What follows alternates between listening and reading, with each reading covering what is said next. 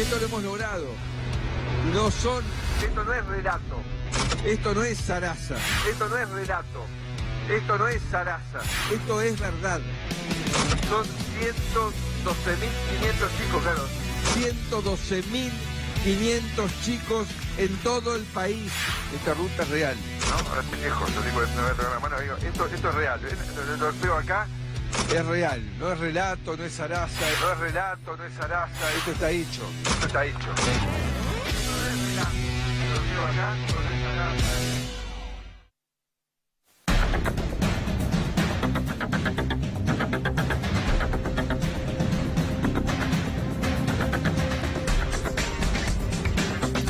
¿Cómo le va? ¿Qué dice? Buenas noches, bienvenidos. Esto es Recalculando. Sí, usted veía a un superhéroe y claro está, en muchos aspectos, a medida que avanza nuestra vida, nos queda en la memoria, ¿no? Esos superhéroes que ocuparon en algún momento un lugar central de nuestra imaginación, de nuestras creencias. Eran y son para muchos arquetipos sociales, ¿no?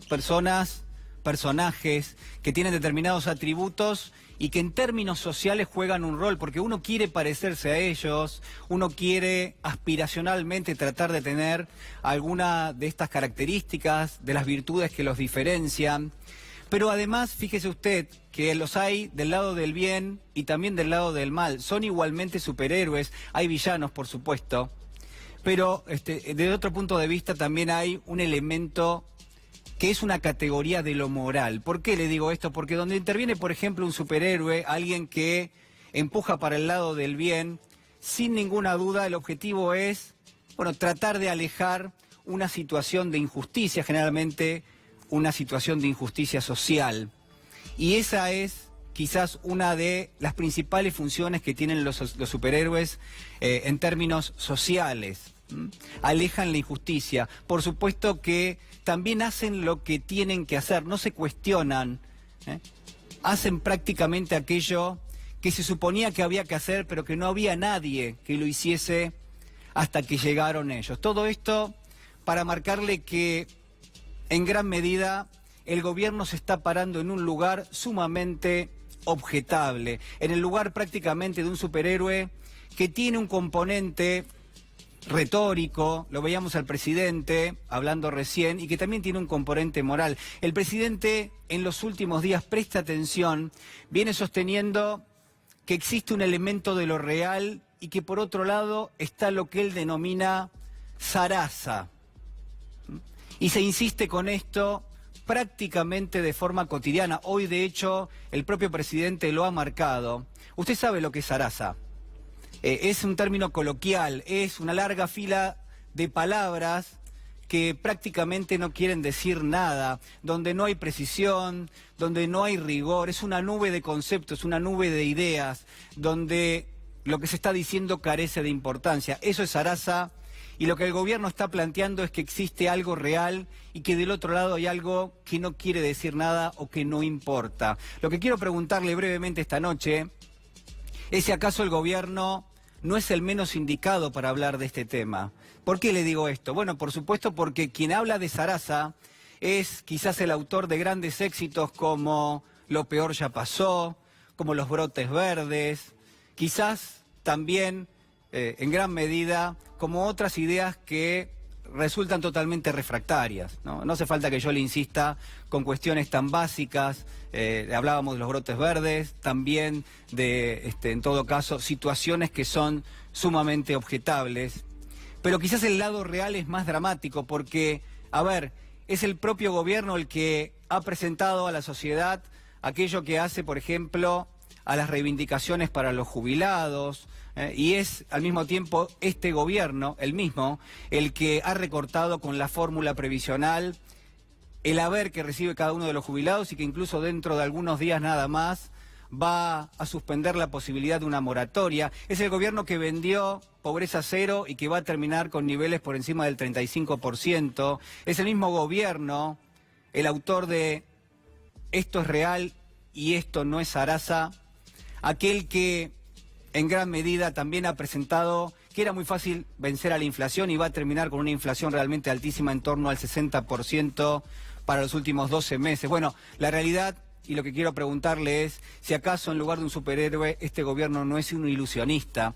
¿Sabe por qué? Porque dispara mecanismos, porque ofrece imágenes que son totalmente opacas, porque trafica conceptos, porque manipula en gran medida cómo se tiene que leer la realidad y porque sobre todas las cosas ha vaciado la esfera política de los debates que hacen a la vida de todos los argentinos. Mire, si la política es la herramienta que nos va a sacar del pozo en el que nos encontramos, el gobierno está haciendo muy poca política y está haciendo mucha zaraza. Bueno, acompáñeme porque ya está con nosotros Agustín Rossi, diputado nacional. ¿Cómo le va, Rossi? ¿Qué dice?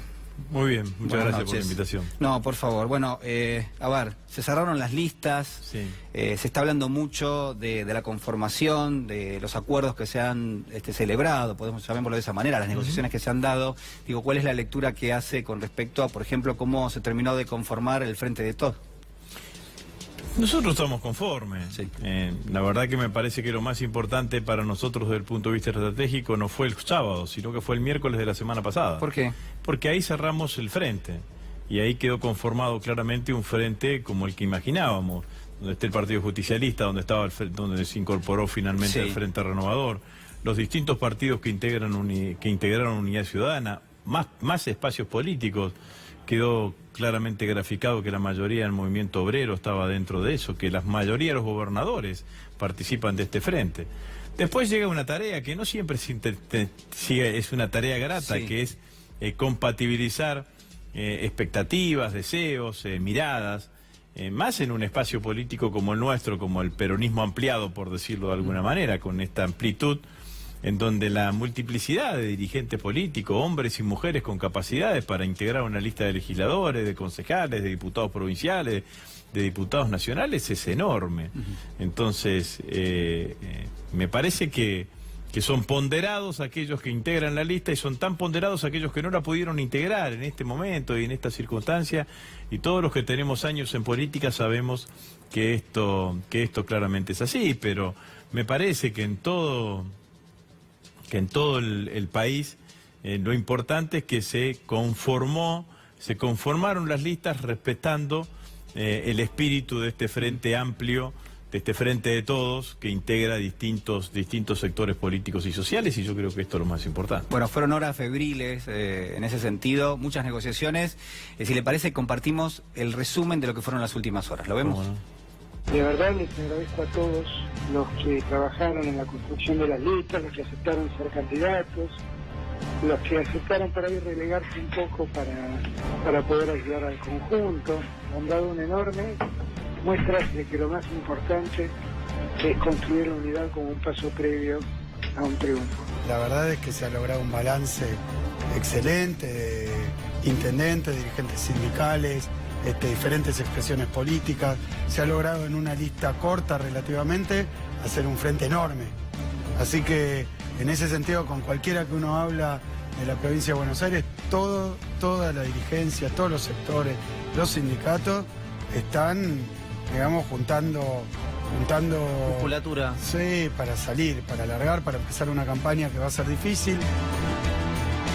Hace un par de meses, un mes aproximadamente, un amigo de un amigo de un amigo, una cadena, no sé cuántos amigos de alguien gordo del PRO me dijo: Esper no va a competir, olvídate, Esper no va a ser un problema para nosotros.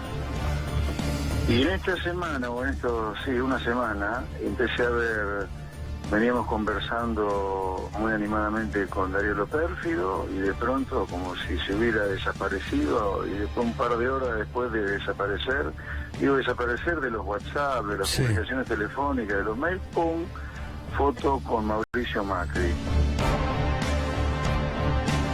Un mal espectáculo para la democracia. Evidentemente esto es otro borocotó y creo que le hacen muy mal a la democracia, no solamente al Frente Despertar, no solamente a Esper, a todos los partidos políticos y al sistema democrático argentino.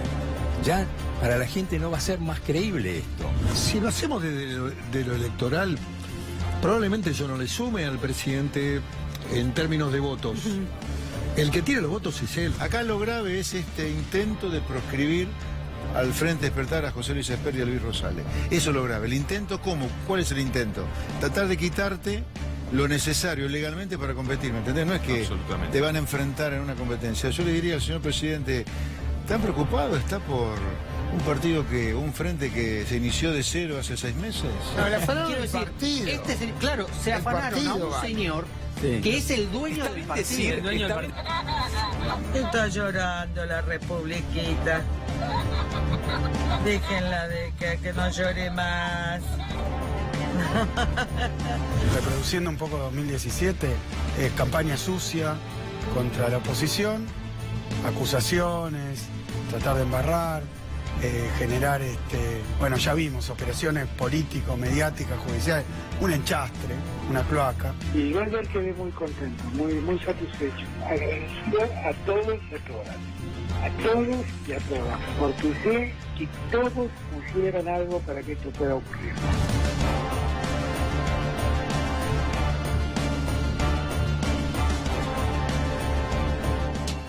Bueno, ahí estaba, Alberto Fernández, que fue entrevistado esta mañana por Ernesto Tenenbaum y también por Reinaldo Siete Case en Radio Con Voz, y hacía algunas declaraciones interesantes. Entre las definiciones, adelantó que el próximo jueves se va a reunir con Roberto Cardarelli, el titular de lo que es la cuenta de Argentina o el programa de Argentina para el Fondo Monetario Internacional, que es un dato importante.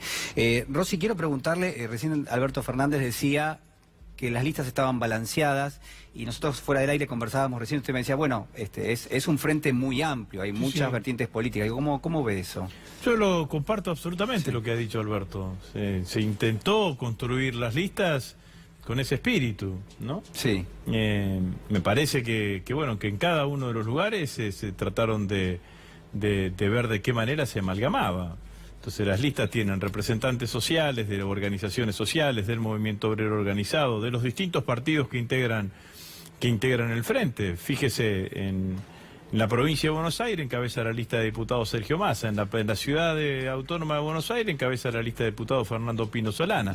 En la provincia de Santa Fe encabeza Marcos Clery, un dirigente de la Cámpora, un dirigente del peronismo. En la provincia de Buenos Aires, en la provincia de Córdoba encabeza Fernández, que es un dirigente del Partido Solidario, el partido que dirige Carlos Heller. Entonces usted tiene una multiplicidad.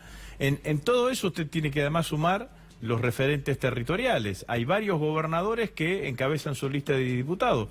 Lucía Corpacci por la provincia de Catamarca, Sergio Casas por la provincia de La Rioja. Entonces, la verdad es que me parece que se ha hecho un esfuerzo importante, se ha tratado de compatibilizar, que lo vuelvo a decirlo lo anteriormente. El problema de los espacios políticos es cuando nadie quiere ser candidato, no cuando hay muchos que quieren ser candidatos. Porque cuando nadie quiere ser candidato, eso indica que en realidad estás pensando que vas a perder. Ahora, cuando muchos quieren ser candidatos, entre otras cosas, indica claramente que hay expectativa y posibilidades de participar de un proceso electoral que se pueda ganar. Sí, es una buena noticia para la democracia, ¿no? Esta reflexión hay que hacerla claramente. Pero claro, digamos, ¿no? Cuando vos te estás en un partido político que nadie quiere ser candidato a intendente, que nadie quiere ser candidato a gobernador, viejo. ¿Qué pasa la realidad es que te muestra que estás en una situación de debilidad. En el frente de todos teníamos, por suerte, muchos y calificados compañeros para ser candidato, entonces ahí la decisión tiene un grado de complejidad mayor, nada más. Quiero preguntarle con respecto a algo que obviamente está confirmándose, que es que el radicalismo estaría presentando un proyecto en la Cámara de Diputados para frenar las PASO en aquellos distritos donde ya se tenga directamente una única candidatura. Sí. ¿Cuál es la intención que puede traer el gobierno detrás de esto? Se supone que está conversado incluso con la fuerza de Roberto Labaña, algo que llama bastante la atención. El gobierno está tratando de frenar la PASO, ¿por qué? ¿Cuál sería la razón? Pues tiene miedo, pues tiene terror, es un mamarracho lo que están haciendo. Porque la realidad es que el proceso electoral ya está lanzado. ¿Es legal frenar la PASO? Para mí el criterio es claramente ilegal, porque el proceso electoral ya está lanzado y el proceso electoral tiene reglas y usted como candidato, como precandidato, se inscribió para ir a las PASO. Primero, independientemente si después tenía que competir con alguien en su frente interno. Todos los precandidatos, todos los partidos políticos trazaron sus estrategias políticas sabiendo que había una elección paso y una elección posterior de primera vuelta, y en el caso de la elección presidencial pudiese existir un balotaje. Entonces, usted lo que está haciendo es cambiarle ese contrato. Entonces, porque, por ejemplo, digamos, el proceso electoral se lanza en el mismo momento de la convocatoria. Y esa convocatoria tiene plazos y fechas que usted tiene que cumplir en forma predeterminada. Tiene que inscribir las alianzas, tiene que presentar los avales. La presentación de las listas ahora, porque hay paso. Si no, podría ser 60 días antes de las elecciones generales. ¿Por qué las modificó ahora? Entonces, la realidad es que me parece que es un mamarracho que demuestra lo escandaloso y lo débil del gobierno. No lo quiere dejar a competir a Espert. ¿Por qué el gobierno quiere sacar de la carrera a... Bueno, porque el gobierno tiene miedo de perder en primera vuelta. Entonces, pero estamos hablando directamente de la PASO ahora. Bueno, en el escenario de la PASO, sí, el gobierno lo que yo creo que debe imaginarse es que una muy mala PASO le va a ser muy difícil después remontar la primera vuelta y obviamente la posibilidad de perder en primera vuelta. Por eso mismo lo quieren sacar a Espert de la cancha, porque imaginan que en una PASO o en una primera vuelta Espert le puede estar sacando votos a Macri que lo pueden dejar desperfilado para el balotaje, si lo hubiese, o directamente como para poder perder en primera vuelta. La incorporación, quiero decir otra cosa además. Cualquier modificación electoral necesita 129 votos. Mayoría absoluta en la Cámara de Diputados y mayoría absoluta en la Cámara de Senadores. No sé si el gobierno ya está en condiciones de obtener esos 129 votos en la Cámara de Diputados o en la Cámara de Senadores. Entonces, me parece que pero sí me permito decir que la intencionalidad política demuestra una debilidad enorme del gobierno, que es un mamarracho desde el punto de vista legislativo, parlamentario y demás. Y en tercer punto, creo que es profundamente ilegal, porque usted rompe un contrato. Cuando yo acepto ser candidato con estas leyes... Usted dice que es ilegal. Con este reglamento, yo acepto ser candidato por este. Si usted me cambia ese reglamento, yo tengo que tener la posibilidad de decir si soy candidato o no soy candidato.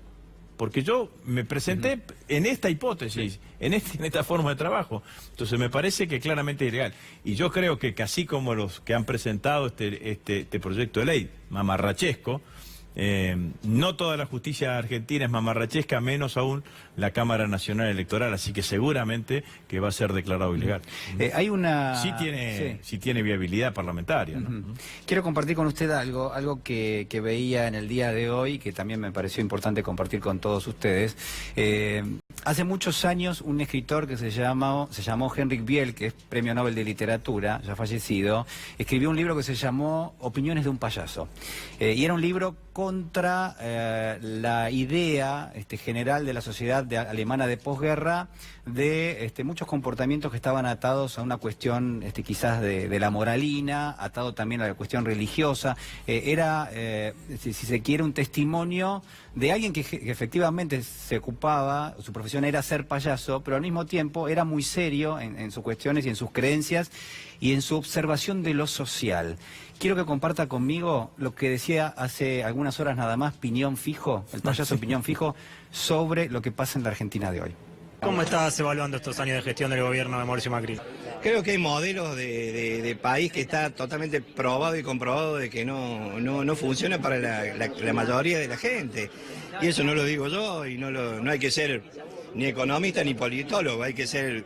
Yo tengo 30 años de payaso, pero adentro transcurren 53 años de ciudadano, así que un par de crisis del neoliberalismo las tengo vividas. Y es triste, es angustiante, es frustrante, una vergüenza para el mundo adulto. ¿Cómo estás viviendo la situación económica del país? Mal, porque se ve que está mal, la realidad habla por sí sola. Esto es cuestión de conciencia y de saber mirar la realidad y saber ver lo que está pasando con la infancia, ¿no?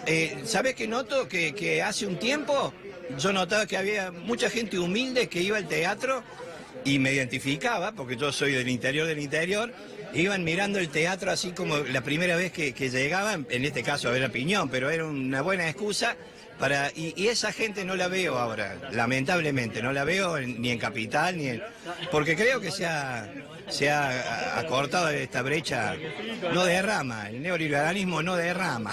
No derrama, es verdad, la teoría del derrame no existe. Derrama miseria, ¿no? Bueno, opinión fijo, ¿eh? Rosy. Bueno, cada vez le debe resultar más difícil despertar una sonrisa a los chicos, ¿no? Me parece que además de la apreciación de carácter claramente política de como ciudadano, lo que debe notar es eso, porque hay tristeza. Lo que hay en el pueblo argentino es profunda tristeza, profunda angustia. Yo no sé si los funcionarios del gobierno, si el gobierno ve lo que está pasando en la vida diaria y cotidiana. La gente no alcanza.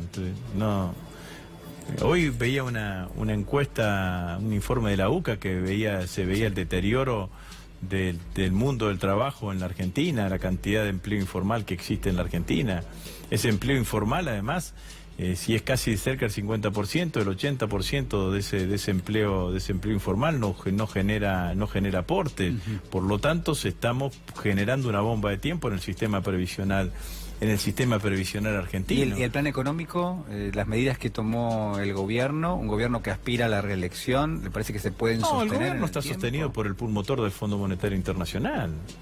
Si acá está claro que el gobierno, es tan malo el plan económico que a pesar de que el Fondo Monetario Internacional por directiva de Trump le permite quemar reservas para mantener el tipo de cambio, que esa quema de reservas para mantener el tipo de cambio es el único ancla antiinflacionaria que tiene el gobierno, pero que además de ser el único ancla antiinflacionaria, para eso además tiene que tener tasas de interés altísimas. Entonces, la verdad es que para mantener esta, entre comillas, estabilidad cambiaria, está destrozando la actividad económica, está fumándose las reservas de todos los argentinos. Entonces, cuando nosotros decimos que el fondo se termina convirtiendo en el principal financista electoral de la campaña de Mauricio Macri, es claramente así. Entonces, tratando de generar una apariencia de que tienen controladas las variables macroeconómicas, están tratando de llegar al final del proceso electoral. Pero esto es una situación insostenible en el tiempo. Todos sabemos que es insostenible en el tiempo. No se puede sostener un país con tasa de interés del 70%, ni se puede sostener un país con la fuga de capitales que tiene la Argentina, ni quemando reservas para mantener el tipo de cambio. Porque si tú quemas todas las reservas para mantener el tipo de cambio, sabés que tenés una devaluación en puerta, porque en algún momento tenés que aflojar con eso. O puede ser que el mismo fondo en algún momento le diga, bueno, che, hasta acá. Bueno, una de las cuestiones que se analiza, que uno percibe que podrían suceder, es que a medida que se acerquen las PASO, las primarias, y se detecte que el gobierno quizás no tiene o no tiene tanta presencia, o no tiene tanto respaldo en términos electorales, porque va a haber partidos que le van a ir sacando algunos votos, que eso podría generar mayor presión, por ejemplo, sobre la economía, sobre el peso argentino, que podría poner al Fondo Monetario prácticamente en una situación mucho más tensa con respecto al gobierno. Pero yo supongo que los funcionarios del fondo deben estar preocupados. Prestaron el 60% de la cartera del Fondo Monetario a un único país. Rompieron las reglas históricas del Fondo Monetario que no le permitían a los países que estaban endeudados con el fondo utilizar reservas para mantener el tipo de cambio. Pero la realidad es que yo veo de los actores económicos, veo una mirada absolutamente al revés. Los actores económicos, los actores de la economía real, lo que están esperando es que cambie este modelo económico. Muchos empresarios, pequeños y medianos empresarios, y no tan medianos, están sosteniendo su actividad económica a la espera de que a partir del 10 de diciembre del 2019 inicie un nuevo ciclo económico en la Argentina que permita que la Argentina vuelva a crecer. Este camino nos lleva al precipicio. Podrá tardar más o menos de tiempo, pero nos lleva claramente al precipicio. No hay ningún indicio de política económica que nos haga presumir que algo esté funcionando bien en la Argentina. Diputado Rossi, muchísimas gracias. No, muchas gracias a ustedes. Ha sido muy amable. Ustedes saben que en el día de mañana estaba citado a indagatoria el periodista Daniel Santoro en la causa que investiga espionaje, allí el juez Ramos Padilla. Se postergó para dentro de un mes aproximadamente, porque el letrado, el abogado que representa a Daniel Santoro, está de viaje y bueno, esto fue aceptado justamente por el juez. En ese contexto, también recuerden ustedes que está citado indagatoria al fiscal Carlos Stornelli, se lo citó 5 veces ya, las 5 veces dijo que no se iba a presentar. Le preguntamos por esto a artistas y a periodistas, nuestro colega Lautaro Maislin lo hizo, fíjese el informe. ¿Te preocupa que el fiscal Stornelli haya sido declarado en rebeldía? ¿Cómo está siguiendo ese tema? De cerca, claro, es preocupante. Siempre hago el ejercicio de pensar qué hubiera pasado si del otro lado de la grieta hubiese sucedido algo así, ¿no? Y creo que hubiese sido inadmisible. Y creo que no lo sea en este caso, Daniel pone en tela de juicio el verdadero significado de la justicia. Bueno, me parece una vergüenza, me parece un papelón. Él debería dar el ejemplo y presentar, estar a derecho y presentarse a declarar. No debe tener ningún privilegio, por más que tenga fuero. Hernán, ¿cómo está tomando que el fiscal Carlos Stornelli no se presenta a declarar? No, yo creo que se tendría que presentar. ¿Se tendría que presentar? No me gusta. Me parece que un hombre de derecho tiene que estar a derecho. Yo no tengo una doble vara. Digo, ¿Cristina se tiene que presentar? Sí, y se está presentando. Digo, ¿Stornelli se tiene que presentar? Sí, se tiene que presentar. Es un mal ejemplo, es un muy mal ejemplo. ¿Debería presentarse a declarar? Yo creo que sí. Es un año espantoso para hacer periodismo, porque es un año donde está lleno de operaciones, porque es un año donde no puedes confiar a veces ni en tus propios colegas. Y por otro lado, también me quiero solidarizar con todos los colegas que no tienen dónde volcar esta pasión por el periodismo, que hoy están sin laburo y que las fuentes de trabajo están tan complicadas. A mí me parece un disparate. A ver, con ese criterio, viste, a ver, yo soy de Stornelli, entonces no voy. Pero porque, bueno, me están haciendo una operación. Con ese criterio cualquiera puede evitar el llamado de la justicia de cualquier manera. Me parece disparatado. ¿Te citan? Más que nada por el hecho de pertenecer a la corporación judicial, tenés que decir, sí, voy. Es increíble. Un fiscal de la Nación no se... Mira, esto me valió que no me atendiese nunca más el teléfono. Que un fiscal de la Nación no comparezca a estar a derecho. Cualquier ciudadano de a pie sabe que comparecer a estar a derecho es un acto también que te permite la defensa. La indagatoria es el acto material de la defensa. Es inexplicable. ¿No te atiende más el teléfono? No. ¿Por qué? ¿Qué dijiste vos? Que no puede estar rebelde un fiscal de la Nación. Porque nosotros fuimos a buscar al estudio de América y no pudimos... Lo vi. Fiscal, queríamos preguntarle por qué no se presenta a declarar. Fiscal, preguntarle por qué no se presenta a declarar, señor Unidad C5N. ¿Cómo tomás que Laura Alonso haya dicho que no va a querellar más causas? A propósito, tampoco me atiende mal el teléfono, en serio, no es broma. Es inexplicable. Y dado que he sufrido acusaciones personales durante mucho tiempo respecto de parcialidad o falta de imparcialidad, en este momento no estamos querellando en ninguna de esas causas de este gobierno. La Oficina Anticorrupción debería estar en manos de un calificadísimo opositor. Tiene que haber un opositor, así funciona. ¿Cómo toma que la titular de la Oficina Anticorrupción haya dicho que no va a querellar más las causas en contra del gobierno? Para que no la tilden de parcial. No seguí el tema. Pero dijo eso, ¿cómo toma esa declaración? No lo conozco.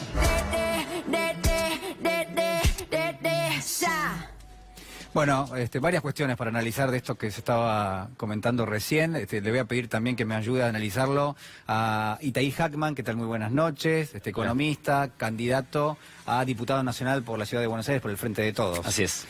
Bueno, han sido horas febriles en términos de negociación, pero primero no quiero dejar de preguntarte esto porque estábamos mirando el informe y vos me decías, la verdad que no se puede creer, porque repasamos, por ejemplo, la definición de Laura Alonso, que decía, bueno, no investigamos nada porque como me pueden llegar a acusar de algo... Yo pienso, sobre lo que dicen los funcionarios, lo de Stornelli, me parece que está después del informe no hay mucho para agregar. Pero pienso en toda esa gente que votó a Cambiemos por esta razón.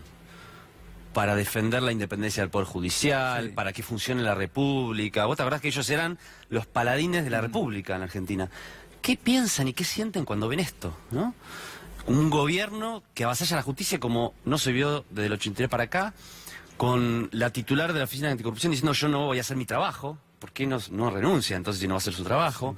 Entonces me parece que hay la estafa de Cambiemos, no ha sido solamente la estafa económica, dijeron que iban a mejorar las condiciones de vida y te la empeoraron, dijeron que no te iban a sacar ningún derecho y te lo sacaron todos, dijeron que no iban a volver al fondo y volvieron al fondo, sino también es la estafa de esta promesa republicana con la cual se vistieron para atraer a un sector del electorado y en realidad han demostrado ser el gobierno que menos respeto tiene por los fundamentos que hace una república. ¿Qué significa ser candidato a diputado por la Ciudad de Buenos Aires por una fuerza que obviamente va a disputar directamente el gobierno, ¿no? Bueno, en lo personal obviamente estoy muy contento de que me hayan dado ese lugar.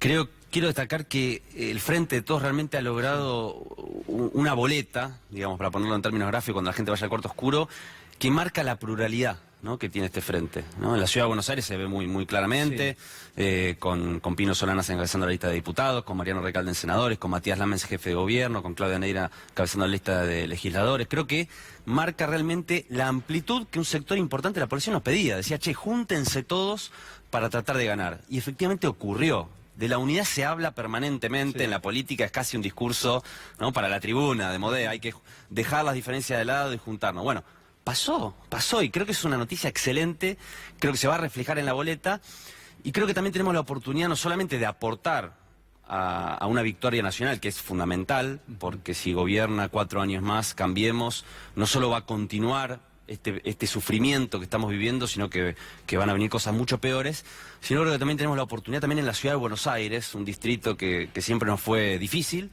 también ser una alternativa de gobierno, y me parece que eso es a mí por lo menos me da mucho optimismo realmente este Frente de Todos, lo cual no significa que la elección ya esté ganada. Por supuesto hay que seguir una campaña electoral. Recién empieza, ¿no? Yo creo que una de las cuestiones centrales acá, y que por supuesto, digo, es de cara a toda la sociedad, es que hasta ahora por lo menos se acaba de cerrar un proceso que muchas veces transcurre en los escritorios, con negociaciones, la discusión territorial en términos políticos, pero ahora llegó el momento de las ideas, llegó el momento de decirle a la gente, bueno, a ver, hay cuestiones que no están funcionando, nosotros tenemos que cambiarlas, ¿no? Es el momento de empezar a debatir esas ideas. Sí, la campaña es el momento en el cual uno sale a hablar con la sociedad, donde es muy importante hablar con todo ese sector de la población que confió en este gobierno, que votó a Cambiemos, que hoy obviamente se siente desilusionada y defraudada, pero que eso automáticamente no genera que nos vote a nosotros. Y ese proceso de la desilusión, de la bronca,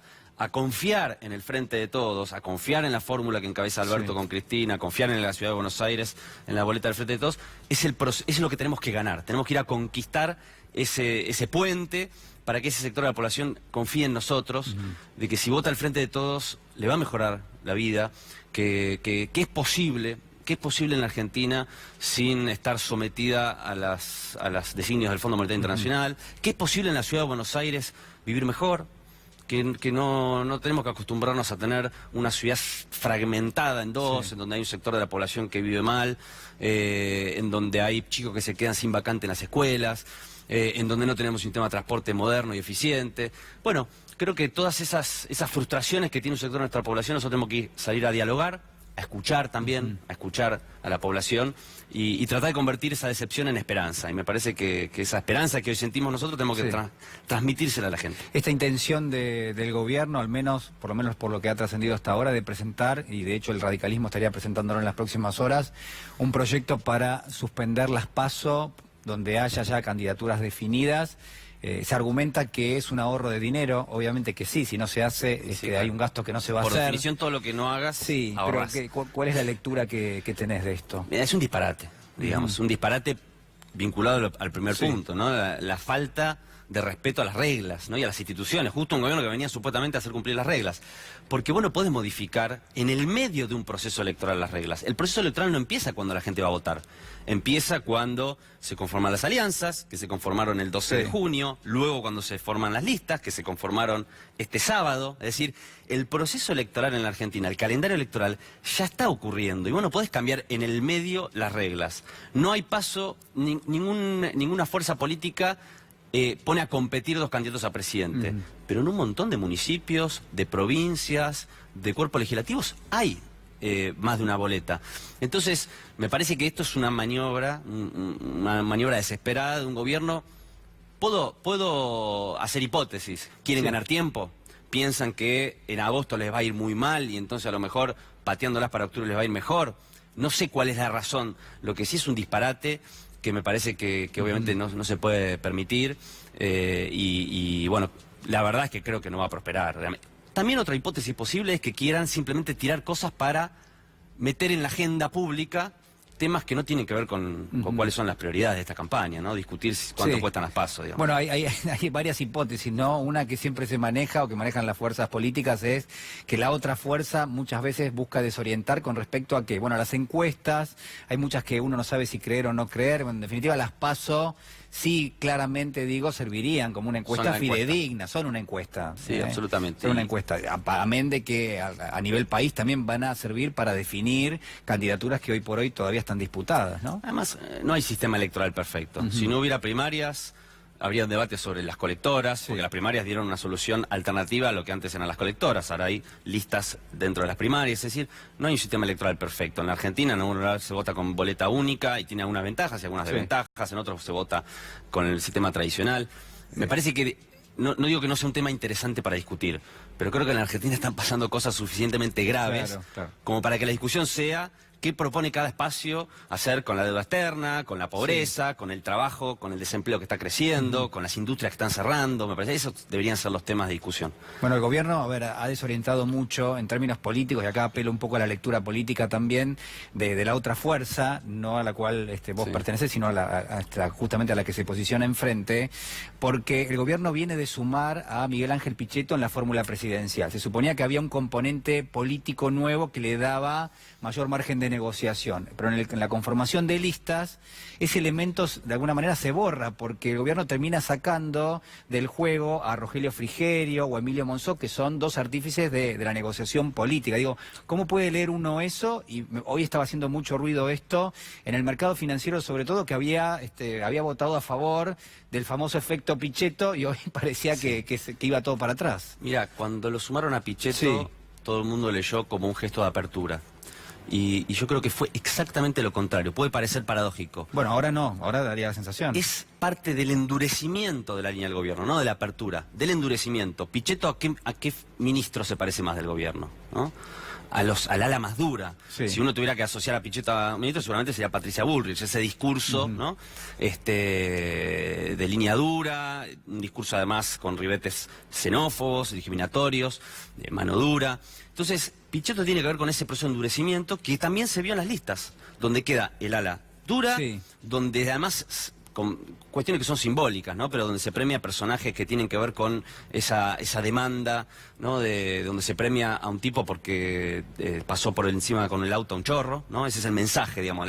Premian con candidaturas a la gente que muestra ese comportamiento. Entonces, claramente hay un proceso de bolsonarización del gobierno que se ve muy claramente.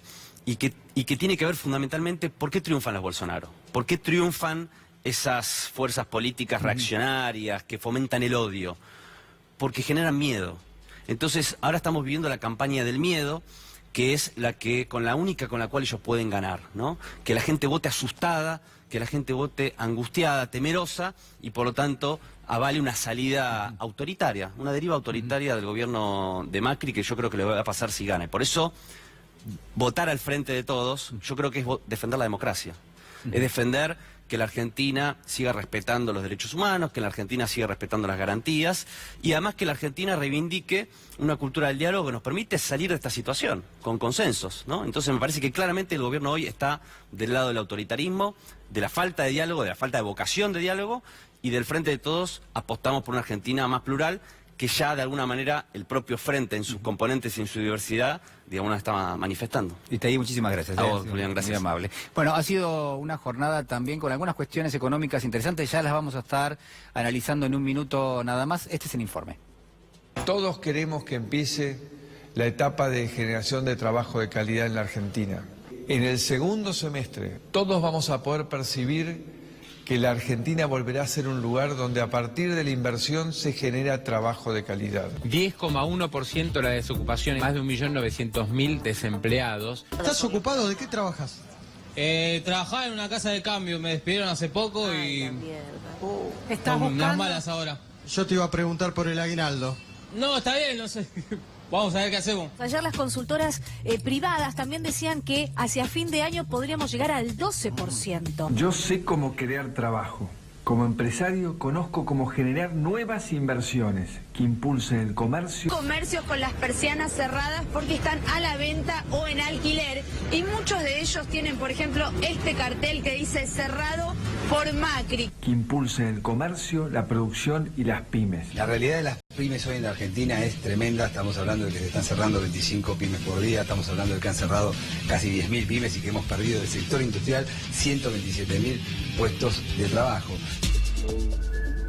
Bueno, ahí estaba, un pequeño resumen nada más de la cuestión económica. Tenemos a dos especialistas, dos economistas, docentes universitarios, Agustín Datelis y Alejandro Roba con nosotros. ¿Cómo les va? Muy buenas noches. Julián? Muchísimas gracias por estar con nosotros.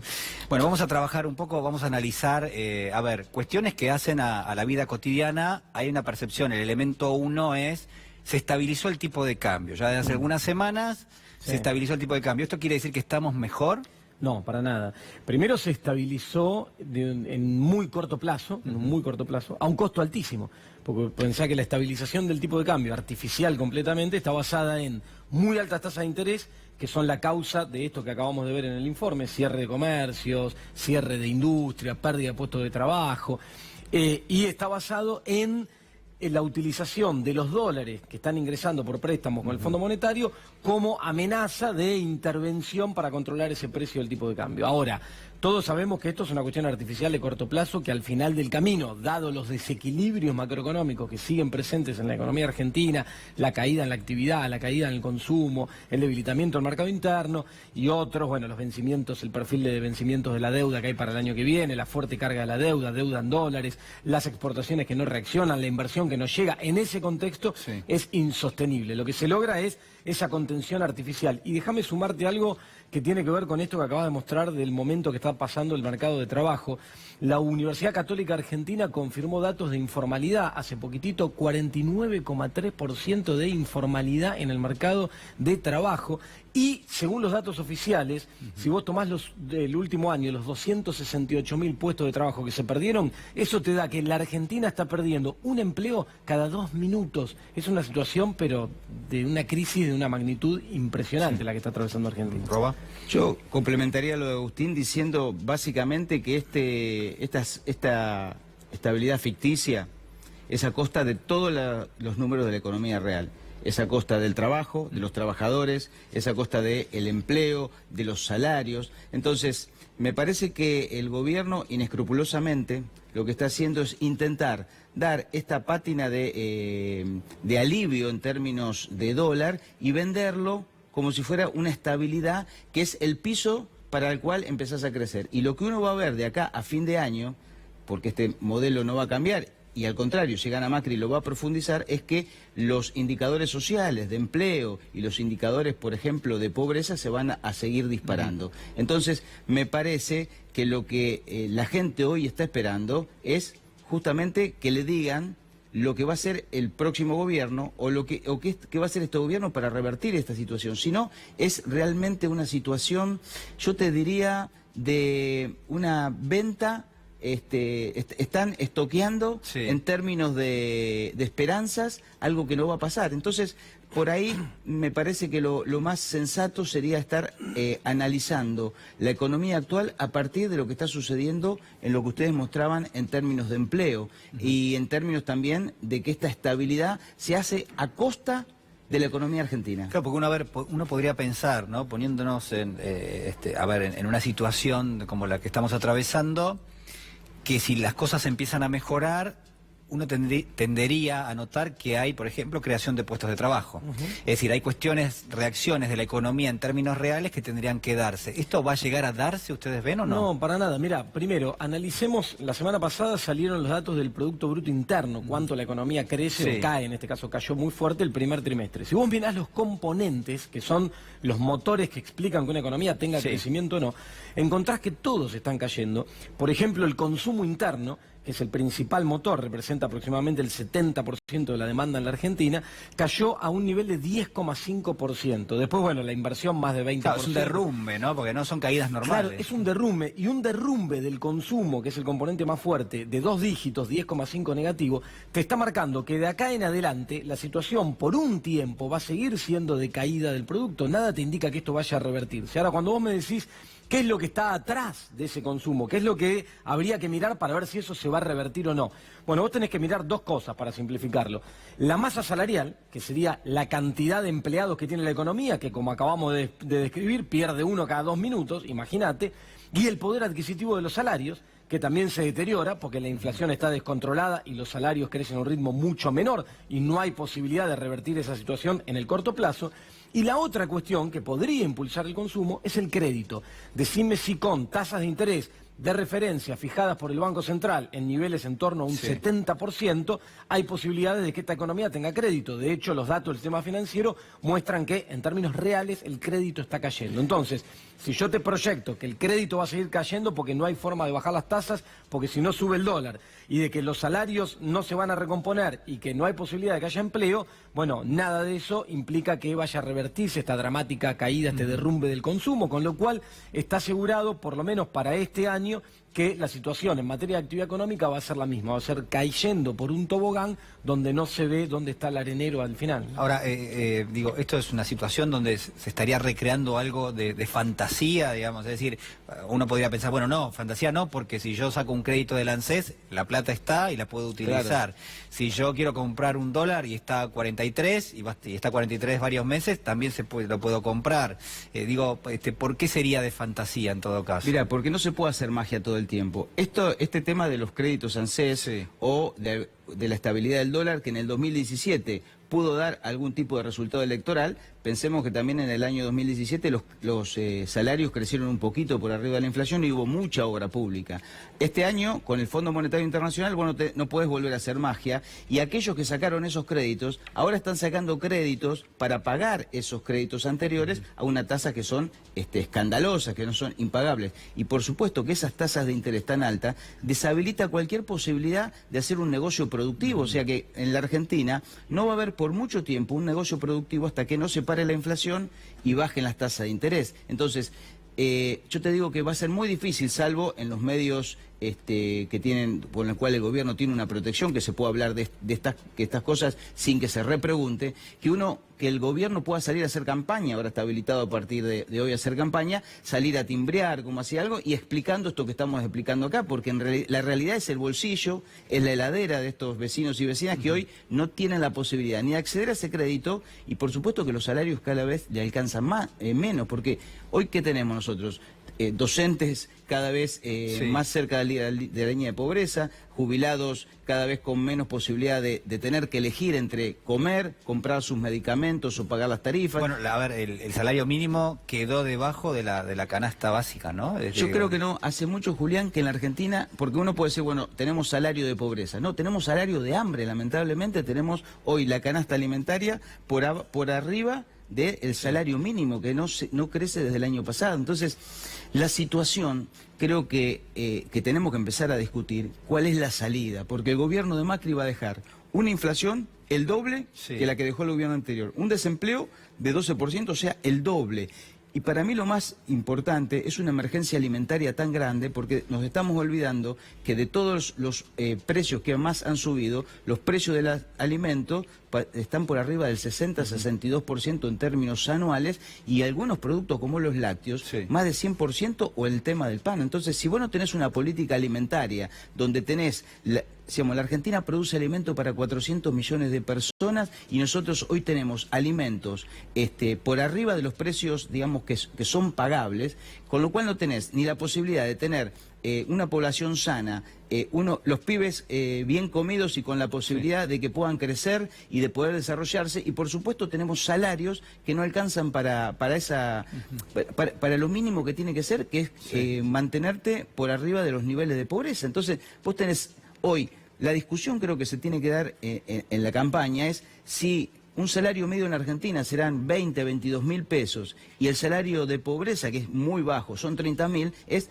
cómo hacemos para pagar esos 8.000, 10.000 pesos para que las familias empiecen a llegar por lo menos a la zona donde estás por arriba de la línea de pobreza, y es la única forma de que, como decía Agustín, comience de nuevo a la posibilidad de aumentar el consumo. Eso va a hacer que aumente la inversión y por supuesto levantar las persianas de la fábrica, que es lo que tenemos que lograr a partir de un cambio fundamental, o sea, de 180 grados en la política económica. Hoy para el gobierno los salarios son un costo. Nosotros tenemos que volver a lograr que el salario sea el motor de la economía, como pasaba hasta el año 2015.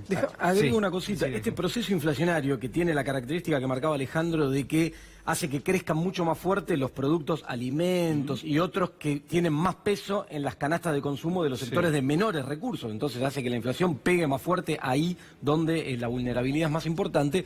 Responde a decisiones de política económica que el gobierno tomó desde el primer día. Por eso digo, es importante hacer el vínculo entre esas decisiones de política económica que a veces parecen lejanas, muy elevadas, y lo que pasa en lo cotidiano, en lo real. Porque ¿cómo se revierte esto? Tomando decisiones completamente opuestas a las que se tomaron en alguna materia. Por ejemplo, el hecho de haber eliminado completamente las retenciones para haber favorecido a cierto sector concentrado agroexportador, llevó a que aumente tanto los precios de los alimentos. Bueno, recomponer alguna de esas situaciones, bueno, regular sobre los formadores de precios, atender esos aspectos. Bueno, el gobierno desmanteló, desarticuló todo el aparato regulatorio, le dio la espalda a todo eso y generó esta situación que hoy tenemos, que es tan grave. Pero por eso digo, con política económica esto se revierte, es posible hacerlo, y eso es lo que va a haber que enfrentar a partir del año que viene. Agustín Dateris, Alejandro Roa, muchísimas gracias. Gracias. Por nosotros. Muchísimas gracias. Hacemos una pequeña pausa y ya regresamos.